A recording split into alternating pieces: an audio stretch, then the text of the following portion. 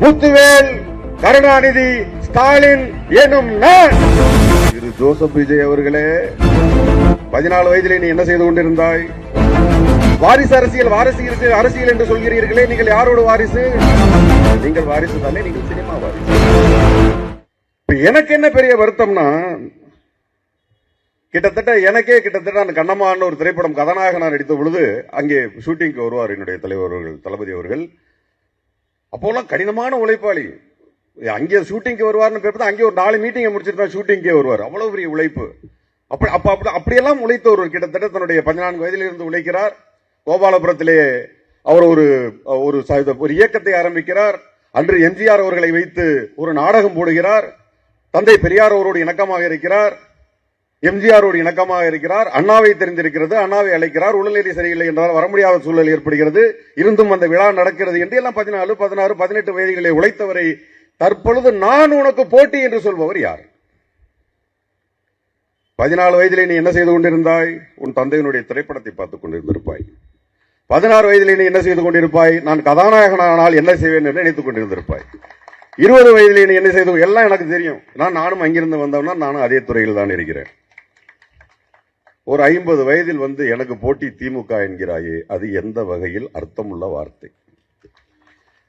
நான் மீண்டும் சொல்கிறேன், இந்த வார்த்தையை சொல்கிறேன்.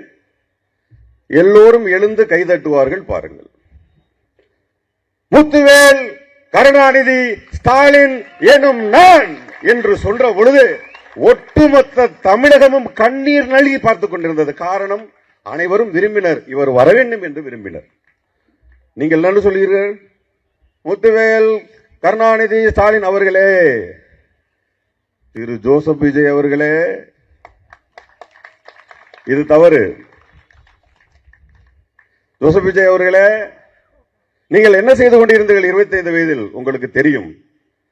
நான் நிச்சயமாக அநாகரிகமாக பேச மாட்டேன், யாரையும் அநாகரிகமாக பேச விரும்பவும் மாட்டேன். திராவிட முன்னேற்ற கழகத்தை தெரிந்த பேச்சாளர்கள் யாரும் பேசுவதையும் நான் அனுமதிக்கவும் மாட்டேன், அதை நான் விரும்பவும் மாட்டேன். இருந்தாலும் சொல்கிறேன், நிச்சயமாக உங்களுடைய 20 வயதில் இருந்து 50 வயது வரையில் நீங்கள் செய்த வேலை என்ன? நடித்துக் கொண்டிருந்தீர்கள், கோடிக்கணக்கில் பணம் சம்பாதித்தீர்கள். வாரிசு அரசியல் என்று சொல்கிறீர்களே, நீங்கள் யாரோட வாரிசு? உங்களுடைய தாத்தா சினிமாக்காரர், மாமா சினிமாக்காரர், அம்மா சினிமாக்காரர், சின்னம்மா சினிமாக்காரர், அப்பா சினிமாக்காரர். நீங்கள் வாரிசு இல்லையா? உங்களுக்கு எதுவும் சந்தேகம் இருக்கிறதா? அதில் நீங்கள் வாரிசு தானே, நீங்கள் சினிமா வாரிசு. அரசியல் வாரிசு என்பது என்ன? அதை உங்களுக்கு புரிய வைத்து விடவா? தற்பொழுது ஈஸியாக உங்களுக்கு புரிந்துவிடும் என்று நினைக்கிறேன்.